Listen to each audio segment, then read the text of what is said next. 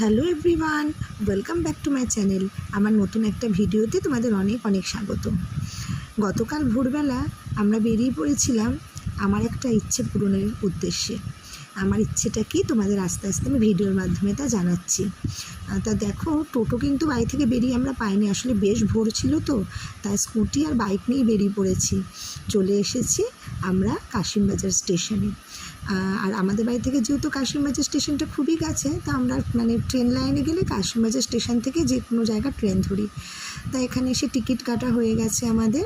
বলতে বলতে এই দেখো আমাদের ট্রেনও চলে এসেছে। কোথায় যাচ্ছি বলো তো আমরা ট্রেনে করে? হ্যাঁ, তোমরা অনেকেই হয়তো আন্দাজ করতে পারছো, আমরা যাচ্ছি নৈহাটির বড় মার কাছে পুজো দিতে। এই ইচ্ছেটা আজ আমার 2-2.5 বছর ধরে, অনেক দিন ধরেই হয়েছিল, কিন্তু ছেলের পড়াশোনা তারপরে হাজব্যান্ডের কাজের জন্য যেতে পারিনি। তবে আজকে যখন সময় পেয়েছি সেই সুযোগটা আমি হাতছাড়া করিনি। তাই সবাই আমরা চলে গেছি বড় মার কাছে পুজো দিতে। আর জানো আমাদের সাথে কে যাচ্ছে? এই দেখো, গোপাল সোনা। তবে গোপাল সোনা বড় মার মন্দির যাচ্ছে না, গোপাল সোনা যাচ্ছে ওর মাসির বাড়ি। ট্রেনে উঠেই দিদিভাইয়ের সাথে দেখা হয়েছিল, তাই এত ভালো লাগছিলো ওই গোপাল সোনাকে, তাই আমি ভিডিও ক্লিপসগুলো নিয়ে নিয়েছি। আমরা এখন নেমে পড়েছি নৈহাটি স্টেশনে। আর বড় মার মন্দিরটা তো 1 নম্বর প্ল্যাটফর্ম দিয়ে যেতে হয়, তাই আমাদের রীতিমতন সিঁড়ি দিয়ে যেতে হলো। তারপর একটা টোটো নিয়ে নিয়েছি। এই যে টোটো নিয়ে চলে এসেছি আমরা বড় মার মন্দিরে।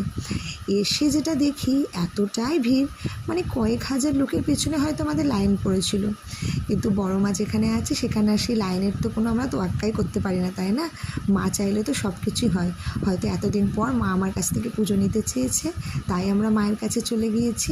মায়ের ইচ্ছে ছাড়া তো এই পৃথিবীতে একটা গাছের পাতাও নড়ে না, তাই না? তাই এই যে পুজো দিতে চলে এসেছি। আজকে পুজো দিতে গিয়ে এই যে মুহূর্তটা আমি তোমাদের সাথে মুখে হয়তো বলছি, বোঝাতে পারবো না যে আমার কতটা আনন্দ হচ্ছিল। যে মাকে আমি এতদিন ফোনে দেখেছি, সবার মুখে শুনেছি, আমার দাদাভাই বৌদিরও অনেকবার গিয়েছে, আমাকে বলেছিল, আমার হয়তো যাওয়া হয়নি।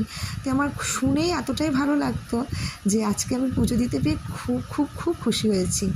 তারপর পুজো টুজো দিয়ে প্রসাদ টুসাদ নিয়ে আমরা চলে এসেছি আমার এক কাকুর বাড়িতে। এই কাকুর সাথে আমাদের বহুত বছর, অনেক অনেক অনেক বছর ধরে সম্পর্ক। যখন আমি খুব ছোট ছিলাম, আমি তখন ক্লাস 7-8-এ পড়ি, তখন থেকেই কাকুর সাথে সম্পর্ক। এই কাকু চাকরি সূত্রে আমাদের বহরমপুরে থাকতো। আর কাকুর বড় ছেলে তখন খুব ছোট ছিল। এখন যদিও নৈহাটিতে থাকে না, ও বাইরে থাকে। তা কাকু আমাদের প্রায়ই বলে যে একবার আয় আমাদের বাড়িতে এসে ঘুরে যা। তা কোনো দিনই যাওয়া হয় না। তা আজকে যখন নৈহাটি গিয়েছি, তা কেন কাকুর বাড়ি যাব না? তা কাকুর বাড়িতে চলে গেছে। এই দেখো, এটা হলো আমার সে কাকিমা, আর এই যে এটা হলো কাকু। তা কাকু যেতে পারি না তো কী হয়েছে, কাকুর সাথে